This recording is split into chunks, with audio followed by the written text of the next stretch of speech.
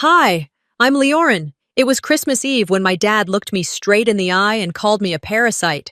Said I'd been clinging for too long, like the 7 years I spent running his company for free were just charity. They said I was family, that I was earning my future. But behind every thank you, they erased me. One decision, one credit, one signature at a time. Until the day I took it all back and left a USB on his desk. But here's what no one asked me. What does it feel like to burn down the only home you ever had, just to finally be seen? Would you do it too? The ham was overcooked, again. I stood over the kitchen counter, silently scraping the charred bits off the edges like a ritual I'd learned over the last 7 years. No one would say anything, of course. They never did. Not about the food, not about the effort, not about me. I could have served a gourmet 3-course meal or a box of frozen chicken nuggets, and the reaction would be the same. Vague nods, awkward silence, maybe a condescending, "You tried." The house was glowing. I'd spent hours the night before stringing lights down the stairwell, arranging pine garlands across the mantel, and making sure every stocking was hung with care, including the one labeled Seraphine, which, let's be honest, hadn't been touched by anyone but me since she moved out. I even cleaned the smudges off the wine glasses, because that's what you do when you're the one who holds everything together and gets no credit for it. I was checking on the dinner rolls when I heard his voice behind me. "Make sure Seraphine doesn't lift a finger tonight, okay? She's had a long week." I didn't turn around. I didn't need to. Vernon, my father, always said what he meant without ever really saying it. I was used to it, the way he moved around me, not with warmth, but like I was an appliance that hummed too loudly. I nodded once, then adjusted the oven dial. No comment, just like he preferred. People started arriving just after 5. I opened the door with the same smile I wore every year, a mix of tired and too polite. My Aunt Margaret handed me a pie I didn't ask for. My cousin Darren brought his new fiancé, who tried too hard with everyone and looked scared to touch the furniture. Seraphine was the last to arrive. She pulled up in that sleek electric car Vernon had leased through the company last month. A PR stunt, he'd said, brand building. She stepped out looking like she'd walked off a corporate lifestyle ad, heels clicking, coat perfectly draped, not a hair out of place. And when she smiled for the cameras, yes, there were actual photos being taken for the family newsletter, I realized she'd perfected what I never could, being exactly what they wanted. Celesta, my mother, came up behind me just as I was arranging the charcuterie board on the table. "Don't make tonight about you, sweetheart," she whispered. "Just let things go smoothly." I wanted to ask her, what exactly was it that I had to let go of? 7 years of labor, the nights I'd driven through storms to check on inventory, the staff I'd trained, the systems I'd built, the spreadsheets I updated while Seraphine went live on Instagram from Maui. But I didn't say anything. I adjusted the salami roses. Dinner started a little after 6. Everyone had a drink in hand, thanks to me stocking the bar cart. Laughter echoed from the dining room, mostly about things I wasn't involved in. Seraphine's leadership summit last month, my cousin's podcast, someone's startup. I passed the gravy and the cranberry sauce, refilled glasses, made sure the turkey was carved correctly. I handled the seating chart, down to placing Vernon's highball glass exactly where he liked it, 3 inches to the right of his plate, ice always on the left. Toasts came next. Vernon stood, cleared his throat, and raised his glass. "To family," he began, "and to legacy, to our future." He turned and looked directly at Seraphine. "She's been doing incredible work. We're proud of her." A round of applause followed. I sat there quietly, my fork hovering over mashed potatoes I no longer had an appetite for. A neighbor, someone from Vernon's golf club, leaned in and asked, "And what does your younger daughter do again?" Vernon chuckled. "She's still figuring things out," he said, with a grin that never touched his eyes, clinging to the idea that she's irreplaceable. I froze. My hand gripped the napkin under the table. Every muscle in my face went stiff, but I forced a smile, tight, practiced. No one corrected him, not Celesta, not Seraphine. No one said, "Actually, Leorin runs the day-to-day." No one added, "She's been holding this place up since you retired to Cabo." They just let it pass. I swallowed the lump in my throat and reached for my water glass. But before I could lift it, Vernon turned again, this time straight toward me. His voice, casual but sharp enough to cut through every noise in the room. "Stop clinging, you're almost 30, he said. Then, like a final stab, "You're a parasite, Lyron. You've been living off us for too long." The room went still. Even the fork that fell from someone's hand didn't dare to make a sound. I stared at him. I blinked. Once, no one said a word. Seraphine looked at her nails. Celesta looked at her plate. Darren looked away. And me? I didn't scream. I didn't cry. I didn't flip the table or storm out or throw wine in anyone's face like some cheap movie. I sat there, very still. Inside, my mind screamed. My chest ached in that strange way when pain is too old, too familiar to register as new. My fingers trembled slightly, resting on the linen napkin. My jaw locked. I wasn't surprised. That was the worst part. What stunned me wasn't the insult. It was how easy it had been for him to say it, how casually he labeled me, how comfortable everyone was with my silence. I looked around the table. Every face I loved once, now suspended in still life. Indifferent, detached, distracted. I mentally took roll. Who flinched? Who looked sorry? Who looked pleased? I memorized them all. And then I set my fork down, quietly. That was the last moment I belonged to them. I stood from the dinner table with the kind of quiet that only years of training could make look effortless. I didn't storm off, didn't knock over a chair. God forbid I make anyone uncomfortable. Instead, I walked to the kitchen, rinsed my glass in the sink, and made my way down the narrow staircase to the basement like I was walking into a tomb I'd built myself. The basement had always been my space, though calling it mine felt like a stretch. It was unfinished, cement floor, exposed insulation in places, one window that didn't open. Still, I'd made it livable. A second-hand rug, a lopsided bookshelf, a tiny fridge humming in the corner. There was no lock on the door, not even a real knob, just a handle Vernon installed temporarily 7 years ago. I sat on the edge of my bed, still in my holiday sweater, the one with the stitched holly leaves that Mom once said made me look festive enough, but not like I was trying too hard. My phone buzzed on the nightstand. I grabbed it without thinking, more out of muscle memory than intention. The screen lit up with a notification, Instagram. Normally, I wouldn't have bothered. But something in me, raw and restless, made my thumb tap the app.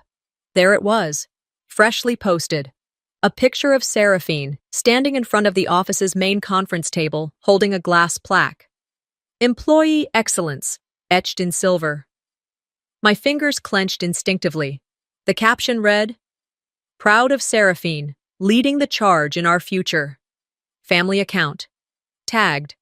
At Vernon Business Consulting. The same plaque I'd ordered, the same client pitch I'd created, the same contract I'd negotiated, the same damn project Seraphine had barely shown up to, where she forgot the client's name and asked if they still sold fax machines. I remember covering for her when she skipped the final call, claiming she had a migraine. She was at a wine spa in Calistoga. I remember because I had to reschedule my dentist appointment that day to handle it myself. That post had been live for 11 minutes. 42 likes. One comment from a board member. Leadership looks good on her. I scrolled again. Another post. A group shot. Company anniversary dinner from October. I'd taken the photo myself, standing behind the camera at Vernon's request because you have the best eye for these things. I wasn't in the picture. The caption read, "Our leadership family." No tag for me, no mention, just smiling faces. Vernon at the center, Celesta holding a wine glass, Seraphine laughing like she had nothing to prove. I set the phone down and stared at the wall. The drywall wasn't even painted. There were marks from where I once tried to hang shelves, and they collapsed under the weight of real books.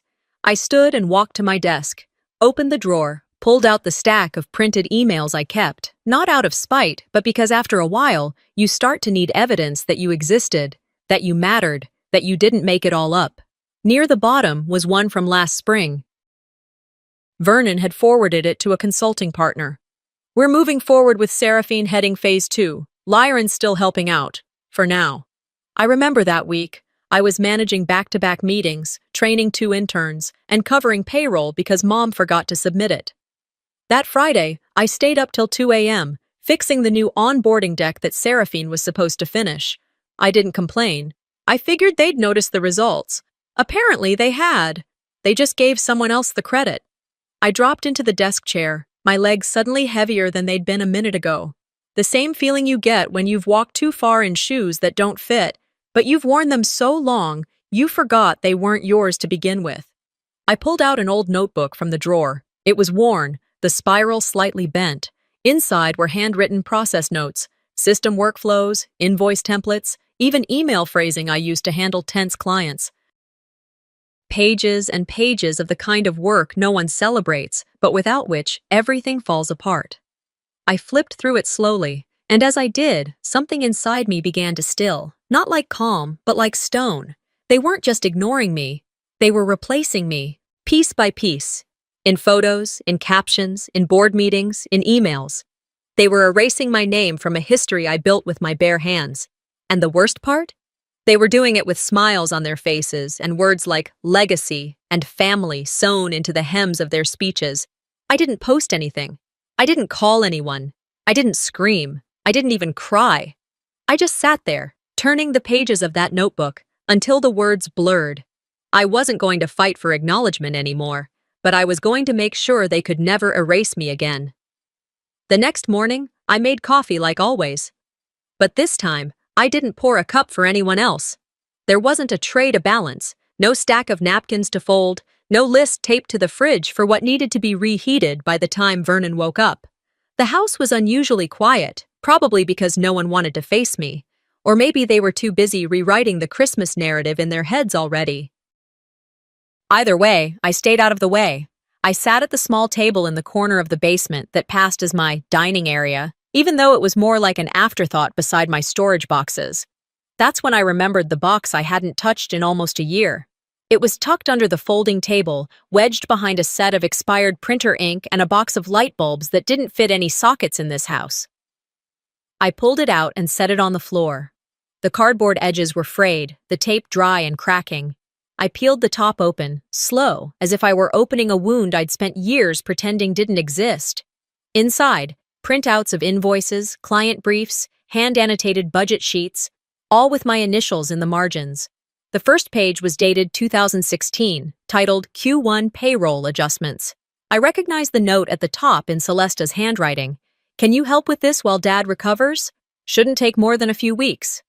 A few weeks became 7 years. I lifted the stack, letting it thump onto the desk beside me. Each packet had notes in different inks, my own red markings correcting Vernon's math, my blue circles flagging Seraphine's missed deadlines, even green sticky notes reminding Celesta to submit reports she'd forget every month like clockwork. As I sorted through the papers, the timeline of my disappearance into the company unfolded, piece by piece. There was the summer I canceled a trip to Portland because Vernon forgot to tell me about a last-minute board meeting. The fall I stayed up 3 nights in a row fixing a corrupted server backup, while Seraphine was posting margarita selfies from Tulum. The pages blurred as memory layered over memory. The day I ran payroll on my birthday because no one else remembered it was my birthday. The email from a client congratulating Seraphine on a strategy I designed from scratch. I remember forwarding it to Dad, thinking he'd correct the mistake. He didn't reply. They said I was earning my future. That was the phrase Vernon used when I asked about compensation after year 2. We're setting you up, kid. Stick with it. I stuck with it through system crashes, tax filings, employee meltdowns, and that brief crisis when Celesta used the wrong routing number and nearly bounced a $12,000 vendor payment. I was the invisible glue. And now, apparently, I was also disposable. The rain tapped lightly on the basement window. I looked up and traced the crack that ran across the pane. I'd asked Vernon to fix it 4 times last winter. Eventually, I patched it myself with clear tape and silicone. Just like the ceiling leak above my bed. Every spring, it dripped when the rains hit. I'd stack bowls to catch the water and dump them into the bathroom sink in the morning before anyone noticed. Meanwhile, upstairs, Seraphine had a queen bed, a skylight, and fresh paint twice a year. It wasn't just the money. It was the narrative. They built an empire off my labor and then wrote me out of the credits, like I was an extra who wandered onto set and never left. I picked up the photo tucked behind one of the folders. It was from the early days, when I still believed their promises. I was sitting at my desk, grinning, laptop open with sticky notes lined along the edge. Celesta had taken the photo. She'd captioned it on Facebook. Our secret weapon. Funny. Now I was just a parasite. I closed the box slowly, like sealing a vault full of ghosts. There was a kind of quiet inside me now. Not the numbness from the night before, not quite anger either. More like a recognition, a shift. I looked around my basement room.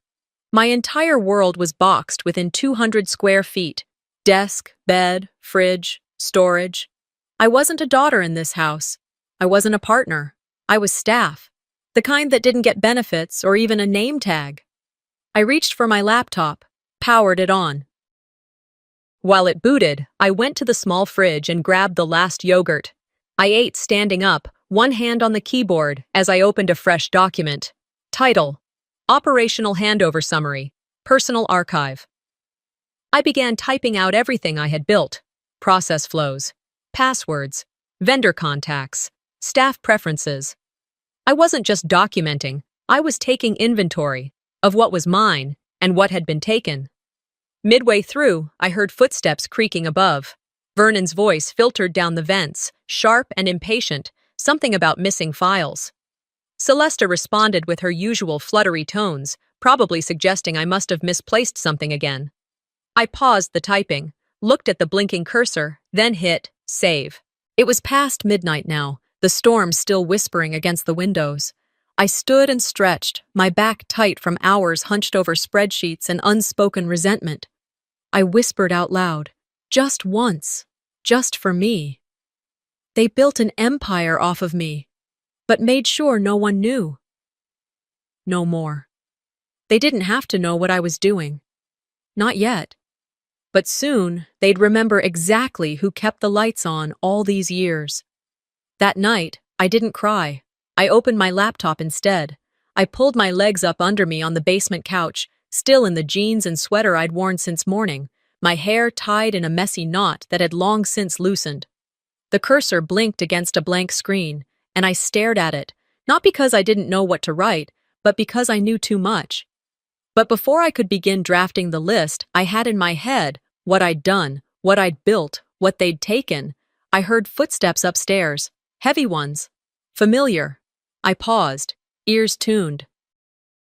Then Vernon's voice cut through the floorboards. I need you to print something, he barked.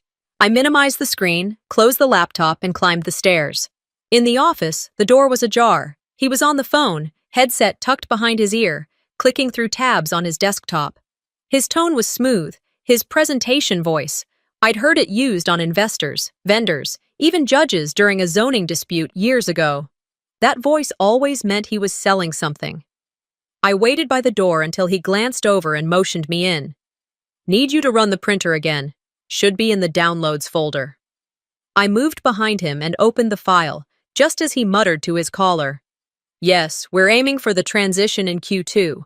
The paperwork is in motion. Seraphine will step in fully by March. It'll be seamless. My hand hovered over the mouse. I read the subject line, Leadership Realignment, Phase 2. The document loaded on screen, board draft, signatures pending. Seraphine listed as Incoming Managing Partner, Vernon as Senior Strategic Advisor. My name was nowhere, not even a footnote. I didn't say anything. I printed the file, handed it to him, and walked back out without a word. My face didn't flinch, but my insides felt like someone had reached through my ribcage and pulled out my lungs. I didn't go back downstairs. I walked into the laundry room, cold, cramped, and barely lit, and leaned against the dryer. My hands gripped the edge until my knuckles whitened.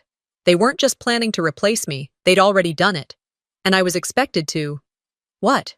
Keep doing the books? Training? Inventory? Smile through holiday dinners, while Seraphine posed for promotional photos in the office I managed alone. Later that afternoon, while I was folding towels that weren't mine, Celesta poked her head into the laundry room. Can you tidy the guest room upstairs? She asked. The investors are visiting tomorrow and it's a little chaotic in there. The room Seraphine's been using? I asked, folding a corner too sharply. She nodded, her voice soft and too bright. You just have such a way of making things presentable. I stared at her. She didn't notice, or pretended not to. I'll leave the Lysol by the door, she added, already walking away. I went upstairs a half hour later. The guest room, no, her room, was a disaster. Makeup spilled on the dresser, empty takeout containers on the floor, clothing draped across furniture like a boutique explosion. It smelled like perfume and entitlement. As I opened the window to let in some air, a memory hit me hard and fast. Seraphine at 14, drunk on boxed wine she'd stolen from the garage. Me, 15, cleaning red stains out of the carpet before our parents got home. She was laughing, slurring, calling me a buzzkill. I remember dabbing the carpet with vinegar and club soda while she lay in bed scrolling on her phone. Another memory. I was 17. She forgot to mail in her scholarship paperwork. Panicked. Told mom and dad I'd hacked her account to delete it.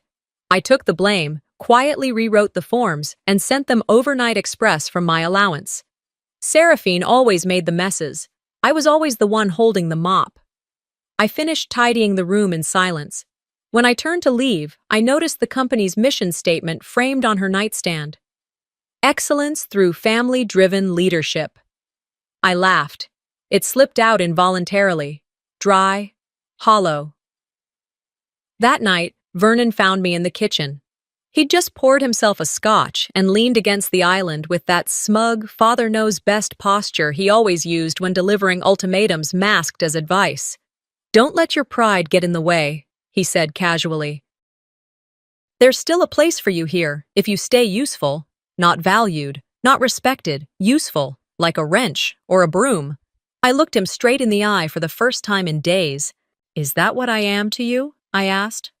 A tool? He blinked slowly. Don't twist this. You've always been reliable, Leorin. You do the work no one else wants to. That's not praise, Dad. That's a warning label. He scoffed, took a sip, and left the glass on the counter without rinsing it. I waited until he left the room before I washed it. Old habits. But that night, something inside me settled. Not like dust, but like cement. I wasn't angry that they'd forgotten me. I was angry that I'd let them. That night, I unlocked the drive I'd kept hidden for over a year. I didn't light a candle, or put on soft music, or sip tea like people do in movies when they're having an epiphany. I just pulled the laptop onto my knees, the same one with a busted spacebar and a screen that flickered when the battery dipped too low, and I started sorting. There were folders upon folders, files named in codes only I understood. Q3 vendor Aglar was my adjustment to a failing supplier contract that Vernon nearly blew. ONB template 2021 RL was the onboarding guide Seraphine said she wrote. I knew exactly which one it was because I wrote every word, formatting and all, in the basement over a Thanksgiving weekend while the rest of them were skiing in Lake Tahoe. At some point, the air grew colder. I didn't notice until my toes went numb. I hadn't moved in hours. I was deep in this cave of proof. Every receipt, every SOP, every training log, every timeline of me fixing what they ruined while they were smiling on social media. A new email popped up, one from a client I hadn't spoken to in months. Hey, Lyran. Hope you're well. Tried working with Seraphine. She couldn't answer basic project status. Everything okay on your end? My stomach didn't drop. I didn't gasp. I just closed my eyes and breathed, long and slow. It wasn't just me anymore. They were starting to see it, too. I replied politely, professionally, and directly from my private inbox, the one that wasn't linked to the family server. I thanked him, said I'd check into it, and added a line at the end that meant more to me than he'd ever know. Appreciate you reaching out directly. Before shutting the laptop, I created a new folder on the desktop. Proof of contribution. Inside, I dragged everything. My training guides, staff memos, client success plans, even the call logs from years ago where I walked Seraphine through basic deliverables while she was on mute because, in her words, I don't sound confident on Zoom. Mid-morning, I was making myself another cup of coffee when I heard the doorbell ring. It was too early for guests and too late for deliveries. I stayed in the basement, waiting to see if someone else would answer. But then I heard Isolde's voice. I just need to give her something. Footsteps, then a knock on my door. I opened it. Isolde stood there holding a slim folder, her coat soaked through from rain. She handed it over without a word. What's this? I asked. Dad gave me a box to drop off with old files. That was inside. He probably didn't check it. I opened the folder. Inside was a signed transition agreement, dated 6 weeks ago. It stated that Seraphine would assume full managing control of the company, effective Q2. Under current operator, it said, Lyron, formerly supporting administration, holds no official management designation and has no authority on strategic decisions.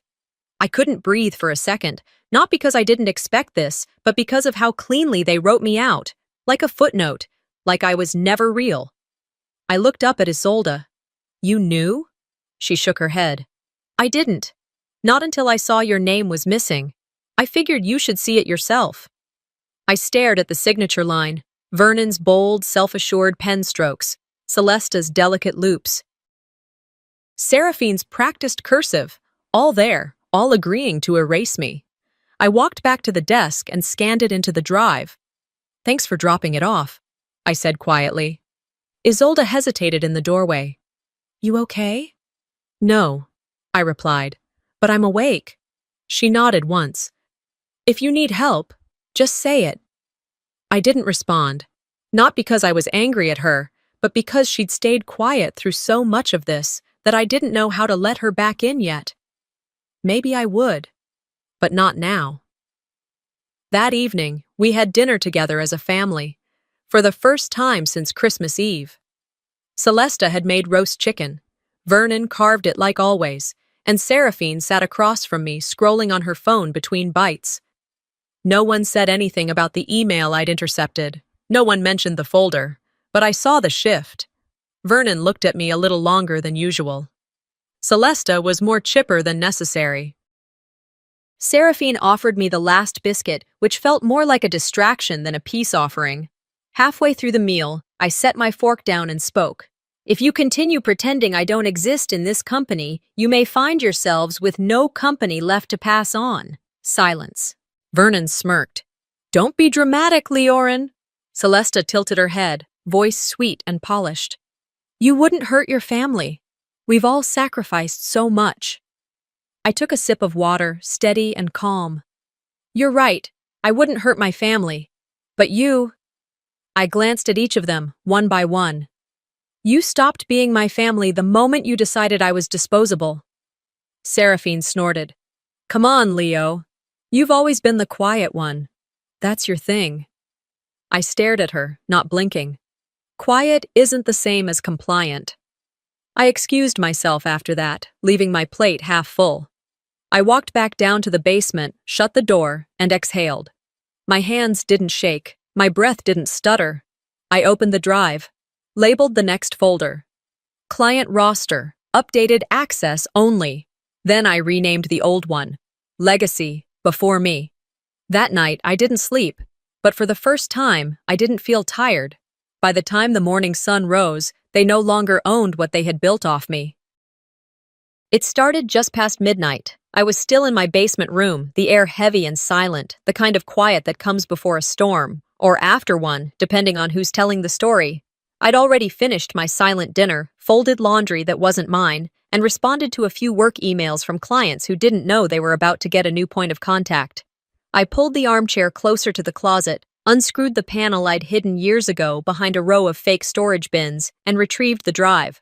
It was a small black USB, no label, because that would have been too obvious. I tucked it into my back pocket and climbed the stairs. The house creaked like it knew what I was about to do.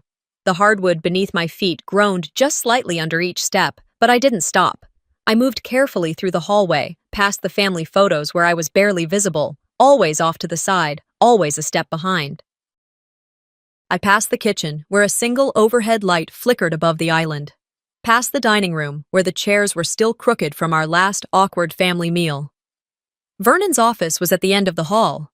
The door was unlocked, because why would he think to lock it? The room reeked of scotch and importance. Leather chair, heavy desk, awards on the wall. All of it meant to show power. The monitor was still on, dim to sleep mode. I pressed the spacebar and the login screen came up. I typed the credentials I'd created for him 2 years ago. The same ones he never changed. I was in. I inserted the drive. It didn't take long. I had built the infrastructure. Every account was still under admin rights that technically belonged to operations, which was me. They never updated ownership. They never bothered to question the back end. As long as the emails were answered and the payroll was submitted, no one cared who was behind the curtain. First, I revoked their logins. Vernon, Celesta, Seraphine, gone. Then, I updated the banking credentials, rerouted all operational access to a new account I had opened under my name last month, just in case. I changed the passwords for the CRM, the vendor portals, the document systems. I filed an entity update with the Secretary of State, designation, managing partner, name, Liar and Veil. Everything legal, everything time-stamped. When it was done, I copied the core folders, client lists, process documentation, archived reports, onto a new USB. On the casing, I'd written, "Everything you'll need." I left it in the center of Vernon's desk. I didn't leave a note. He wouldn't need one. He'd know. Earlier that day, I'd found my SOP guide in Seraphine's room, the one I spent 4 years writing, testing, perfecting. It had been reprinted, reformatted, and rebound under a glossy new title, Seraphine's Leadership Manual. I stared at it for a long time when I found it, wondering if I'd be angry or just tired, but I felt nothing. A kind of detachment that only comes when a wound has scarred so thoroughly you forget how it started bleeding in the first place. That guide had been mine, the late nights, the trial and error, the staff feedback, the endless revisions. And now it sat on her shelf like a trophy for a race she never ran. I didn't throw it. I didn't tear it up. I simply took a picture of the cover and filed it away with everything else I planned to use, if they ever pushed back. Back in Vernon's office, I did one last sweep of the system. Everything was in order. Every move I made had a trail, a timestamp, and legal backing. By 3:17 a.m., I was packing. I didn't own much, just one suitcase, a laptop, the drive, and a folder of essential documents. I left the rest. The mugs I bought from the office break room, the planner no one ever noticed me carrying, the photos of staff parties where I stood behind the camera, all of it stayed. I moved quietly down the stairs, past the kitchen again. I paused just long enough to wipe down the counters, because old habits die hard. At the front door, I turned around for one last glance, not at the house, but at the shadow of myself I was leaving behind, the version of me that believed loyalty was the same as love. I stepped outside. The air was sharp. It smelled like wet concrete and new beginnings. My car was already packed. I climbed in, started the engine, and didn't look back. Driving away felt less like escape and more like release. I didn't cry. I didn't even play music. I just drove. 6 hours later, I pulled into a small rental property outside Bend. It wasn't glamorous, bare floors, mismatched furniture, but it was mine, and no one had ever called me a parasite in its kitchen. By the time the sun peeked through the blinds, I was sipping a cheap cup of diner coffee at a table that wobbled when I leaned too hard. My phone buzzed. I ignored it. Then it buzzed again. 5 missed calls, 2 voicemails, one from Vernon, one from Celesta. I let them sit. I powered on my laptop, logged into the system, my system, and watched the notifications roll in. User access denied, credential mismatch, bank routing updated. And just like that, it began. I didn't sleep the night after the switch. There was no dramatic sunrise, no triumphant exhale, just the glow of my laptop screen illuminating the room as I watched it all unfold. One system after another, one line of access after the next, shift fully under my control. No chaos, no sabotage, just correction. I had mapped every access point. I had reviewed each authorization, every layer of admin control. And with one final sweep, the digital handover was complete. Years of silent work. Years of being the one behind the curtain. Years of letting them think it was their company. But it wasn't. It had always been mine, held together by my discipline, my documentation, my unwillingness to collapse under pressure. Now the balance had shifted, not out of spite, but out of necessity. By dawn on the 29th, the messages began. The first was from Vernon, short, clipped. Can't log into the CRM. Fix it. As if nothing had changed, as if we were still playing that game. Then came Celesta. Sweetheart, I think something's wrong with the website. I'm seeing your name listed as the point of contact. Was that intentional? It was almost tender the way she phrased it. Almost. The messages came steadily after that, trickling into a flood. By noon, the inbox was ablaze. Notifications stacked like bricks in a wall. Seraphine's voicemail came next, her voice taut with the kind of rage that only thrives on entitlement. You hijacked everything. You've made this company look unstable. Clients are confused. Do you even realize what this is doing to our brand? I didn't respond. Instead, I closed my email, finished my coffee, took another bite of toast. I had no appetite for dramatics. I'd had my fill of those under their leadership. The website had been updated overnight. My credentials were now listed across every public-facing platform. Under the About tab, my title appeared clearly: Managing Director, Operations Strategy, Lyre and Veil Seraphine's photos, posing with investors, clutching champagne flutes, smiling through borrowed authority, were gone. The tagline Vernon had insisted on keeping, Legacy through Leadership, had been replaced with something cleaner, bolder, Integrity through Action, no press release, no announcement. Just a quiet change that made everything clear. By mid-afternoon, I checked the back-end analytics. Client activity was up. 2 partners had emailed me directly. One wrote, "Glad to see the right person finally at the helm. Let's talk." It wasn't revenge. It was resonance. Later that evening, while editing a series of invoice templates to reflect our new structure, a system notification flashed in red across my screen. Alert. High-risk transaction flagged. Account holder, Lyre and Veil. Amount, $90,000. Date of issue, June 18, 2020. I stared at the screen. My chest tightened, not with fear, but something colder, clearer. I opened the file. It was a loan agreement, signed in my name, issued through a private credit fund. I vaguely remembered Vernon mentioning in passing during a meeting I hadn't been invited to. The signature was almost mine, but not quite. The L curled too tightly, the slant on the V wrong. Forged. I downloaded the file, attached it to an email to my attorney, and wrote, "Possible identity fraud. Confirmed forged signature. Please advise on immediate next steps." The system flagged another alert. Seraphine had attempted to log in through a ghost account, an admin-level shadow login I'd discovered and disabled 2 days ago. The system had auto-locked the breach and sent a prepared warning: unauthorized login attempt detected. Legal action pending if breach is repeated. I imagined her reaction, her face tightening, hand clenched around the phone. I didn't smile. I didn't feel triumphant. I just clicked archive. The next message was a voice memo. Vernon. His tone wasn't confused or remorseful. It was venomous. "You ungrateful little liar. This was all built for you. We gave you the chance to be part of something that matters, and you spit on it. You think this makes you powerful? You're a traitor." I listened to it twice, not because I needed to believe it, but because part of me still searched, fruitlessly, for something human in his voice, something fatherly, a trace of love, even if tangled in rage. But there was nothing. Only ego. Only control. I forwarded the memo to my attorney with the subject line, "Verbal harassment, for record."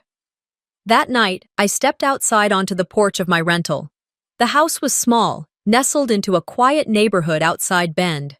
The kind of place you'd drive past without noticing, but it was mine. Temporarily, at least. And right now, it felt like a sanctuary.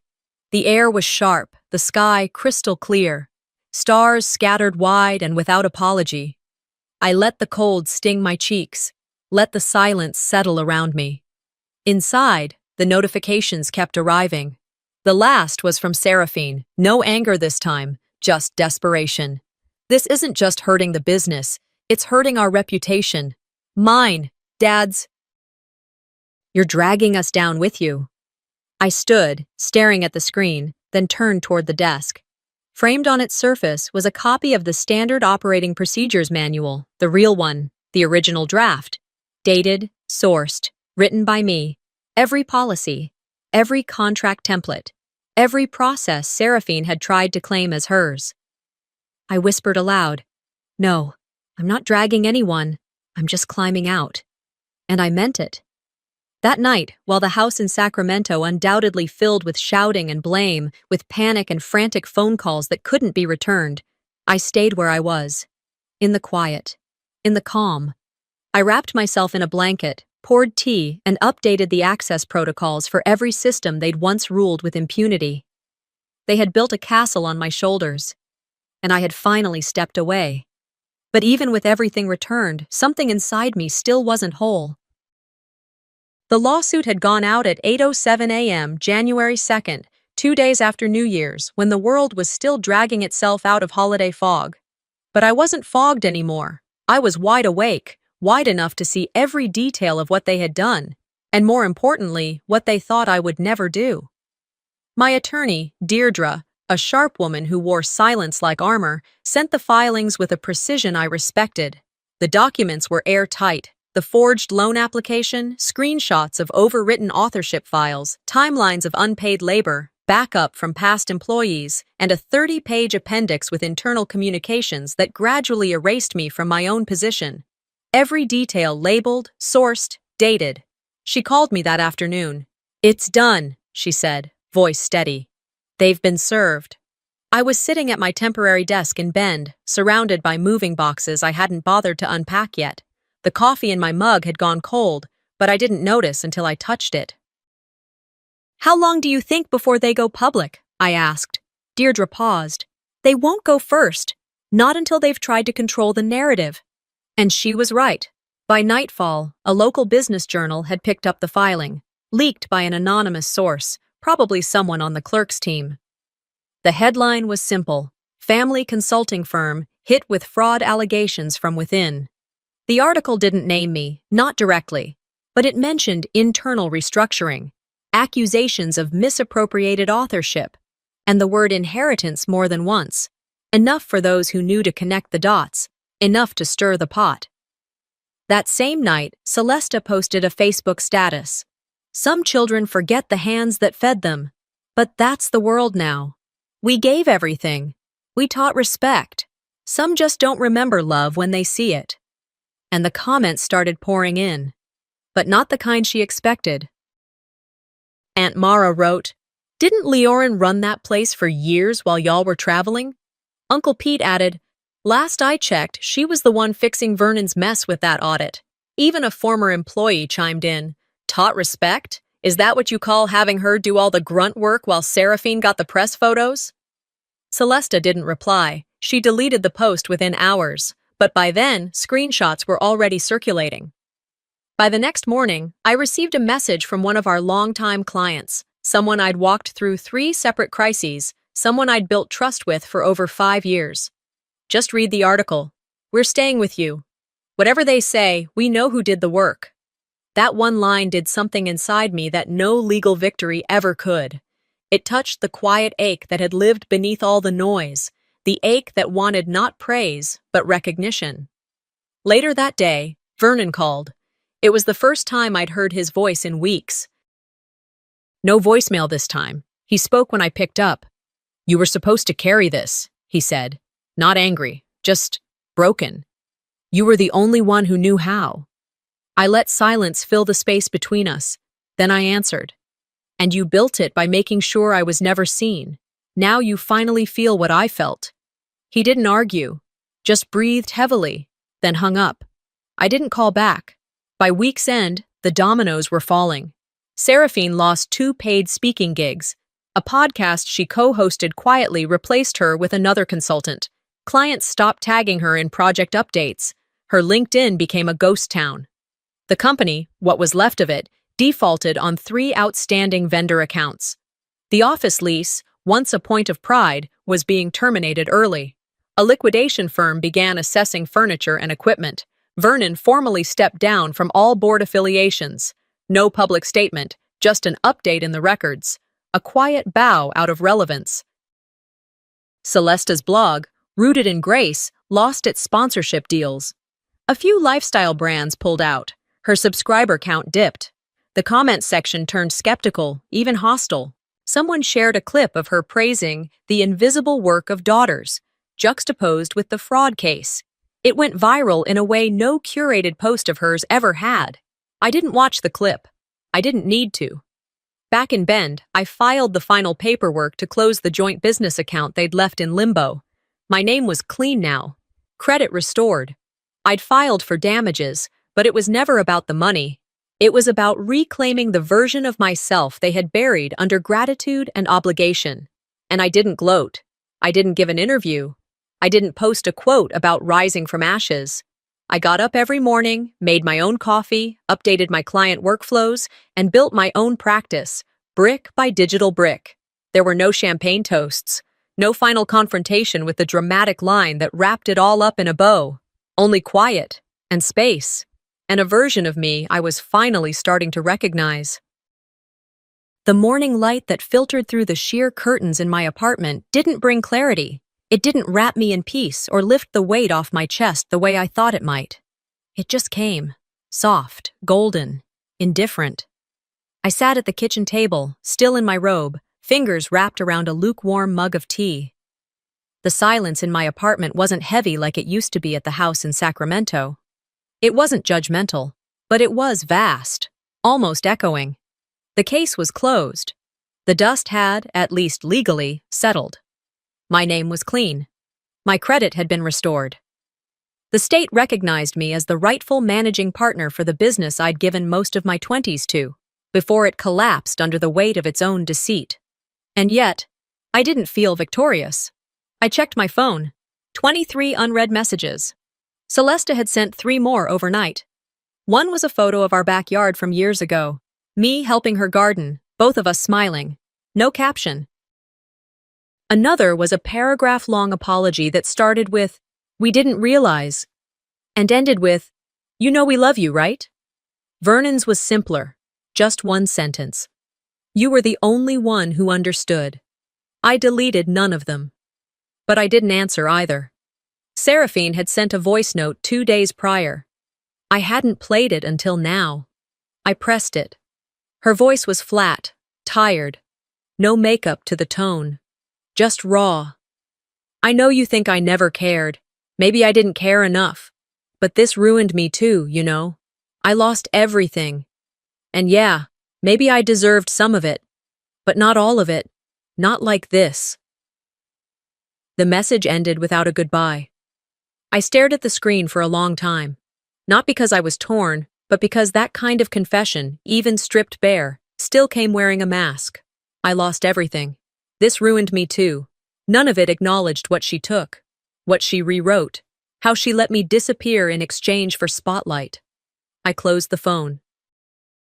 Slid it face down across the table. Later that afternoon, Deirdre called.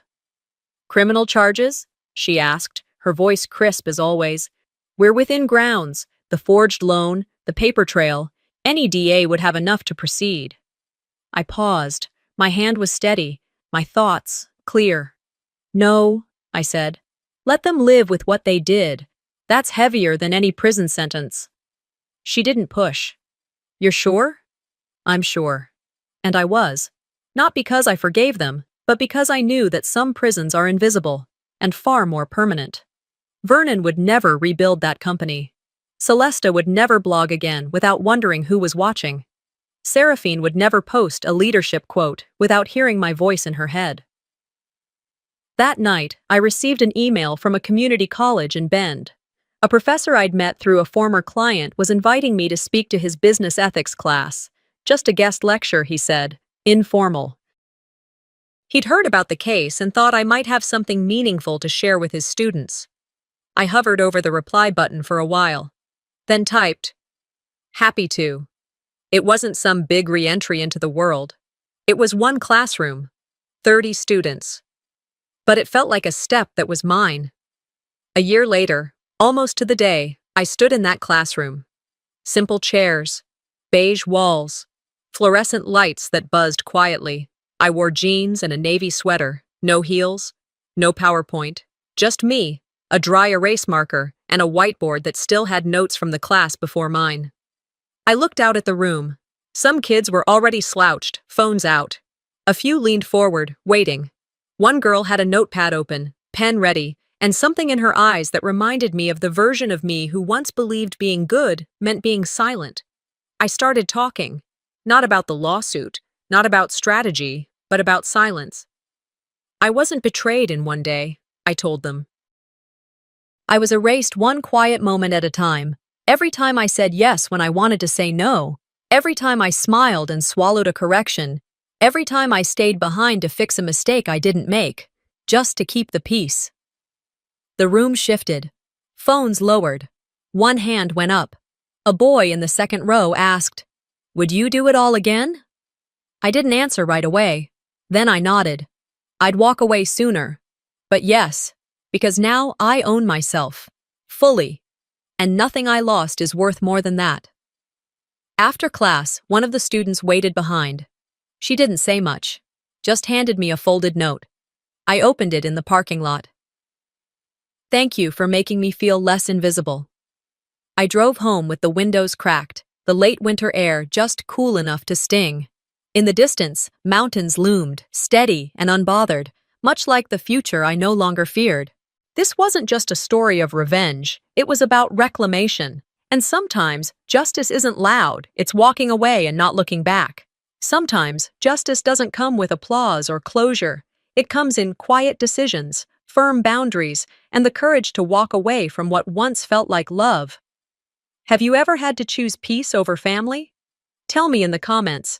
Your story might be the one someone else needs to hear. If this story resonated with you, don't forget to like, subscribe, and stay tuned for more real-life stories that speak truth, pain, and healing.